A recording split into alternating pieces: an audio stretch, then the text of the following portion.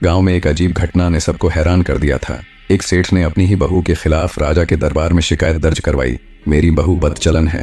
हर कोई यही सोच रहा था, क्या सच में सेठ की बहू ने ऐसा कुछ किया था या फिर इसमें कोई गहरी साजिश छिपी थी। आइए जाने उस मोड़ पर क्या हुआ जब सच की परछाई ने झूठ की दीवार को हिला दिया। गांव में एक सेठ रहता था। उसका एक ही बेटा था जो व्यापार के काम से परदेश गया हुआ था। सेठ की बहू एक दिन कुएं पर पानी भरने गई। घड़ा भर जाने पर उसने उसे उठाकर कुएं के मुंडेर पर रखा और हाथ मुंह धोने लगी। तभी 4 राहगीर वहां आ पहुंचे। एक राहगीर बोला, बहन मैं बहुत प्यासा हूँ, क्या मुझे पानी पिला दोगी। सेठ की बहू को पानी पिलाने में थोड़ी झिझक हुई क्योंकि वह कम कपड़े पहने थी। उसके पास लोटा या गिलास भी नहीं था। इसी कारण वह उन राहगीरों को पानी पिलाना ठीक नहीं समझी। बहू ने पूछा, आप कौन हैं? राहगीर ने कहा, मैं एक यात्री हूँ। बहू बोली, यात्री तो संसार में केवल 2 ही होते हैं, आप उनमें से कौन हैं? अगर आपने सही जवाब दिया तो मैं आपको पानी पिला दूंगी, नहीं तो नहीं। बेचारा राहगीर उसकी बात का कोई जवाब नहीं दे पाया। दूसरे राहगीर ने पानी की विनती की। बहू ने उससे पूछा, आप कौन हैं? दूसरा राहगीर बोला, मैं एक गरीब आदमी हूँ। बहू ने कहा, भैया गरीब तो केवल 2 ही होते हैं, आप उनमें से कौन हैं? प्रश्न सुनकर वह चुप हो गया। तीसरा राहगीर बोला, बहन मुझे बहुत प्यास लगी है, ईश्वर के लिए पानी दे दो। बहू ने पूछा, अब आप कौन हैं? वह बोला, मैं तो एक अनपढ़ गंवार हूँ। बहू बोली, अरे भाई अनपढ़ गंवार तो इस संसार में बस 2 ही होते हैं, आप उनमें से कौन हैं? अंत में चौथा राहगीर बोला,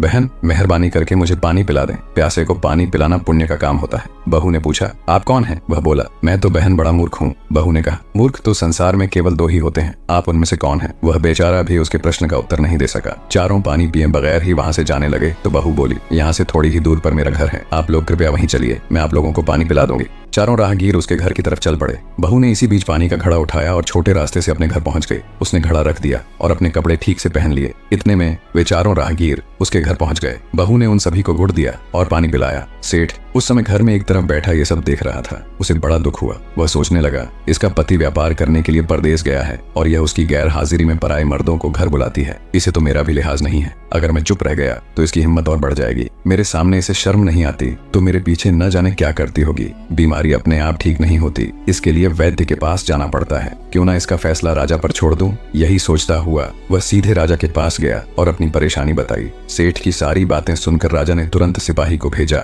जब सिपाही बहू को लेने आए तो उसने कहा, तुम अपने राजा से यह पूछ कर आओ कि उन्होंने मुझे किस रूप में बुलाया है, बहन, बेटी या फिर बहू के रूप में, किस रूप में मैं उनकी राजसभा में आऊं। बहू की बात सुनकर सिपाही वापस चले गए। उन्होंने राजा को सारी बातें बताई। राजा ने तुरंत आदेश दिया, पालकी लेकर जाओ और कह दो कि उसे बहू के रूप में बुलाया गया है। बहू उसी समय पालकी में बैठकर राजसभा में जा पहुंची। राजा ने बहू से पूछा, तुम दूसरे पुरुषों को घर क्यों बुला लाई जबकि तुम्हारा पति घर पर नहीं है? बहू बोली, महाराज प्यासे पथिकों को पानी देना कोई अपराध नहीं है, ये तो सबका कर्तव्य है। जब मैं कुएं पर गई तब मेरे कपड़े अजनबियों के सामने उचित नहीं थे, इसीलिए मैंने उन्हें वहां पानी नहीं दिया। वे प्यासे थे और मैं उन्हें पानी पिलाना चाहती थी, इसीलिए मैंने उनसे प्रश्न पूछे और जब वे उत्तर नहीं दे सके तो उन्हें घर बुला लाई। घर जाकर ही उन्हें पानी देना उचित था। राजा को बहू की बातें समझ आ गईं। उसने कहा, वैसे भला मैं भी तो सुनूं, वे कौन से प्रश्न थे?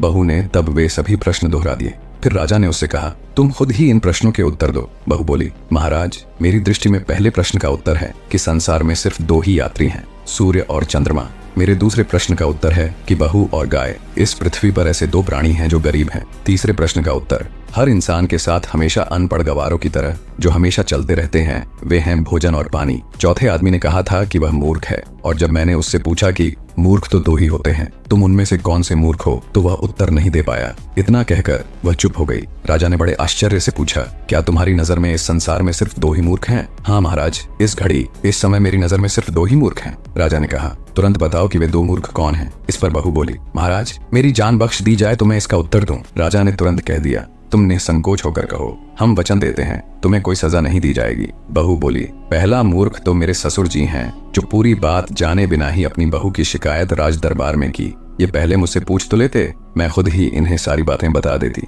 इस तरह घर परिवार की बेइज्जती तो नहीं होती। ससुर को अपनी गलती का एहसास हुआ। उसने बहू से माफी मांगी। बहू चुप रही। राजा ने पूछा, और दूसरा मूर्ख कौन है? बहू ने कहा, दूसरा मूर्ख खुद इस राज्य का राजा है, जिसने अपनी बहू की मान मर्यादा का जरा भी ख्याल नहीं किया। और सोचे समझे बिना ही बहू को भरी राजसभा में बुलवा लिया। बहू की बात सुनकर राजा पहले तो क्रोध से आग बबूला हो गया, परंतु तभी सारी बातें उसकी समझ में आ गईं। समझ में आने पर राजा ने बहू को उसकी समझदारी और चतुराई की सराहना की। सीख ये है कि सत्यमेव जयते, सच्चाई की हमेशा जीत होती है। बुद्धिमानी और साहस से काम लेने पर कोई भी चुनौती पार की जा सकती है। बिना सच्चाई जाने किसी पर आरोप नहीं लगाना चाहिए और महिलाओं का सम्मान करना चाहिए।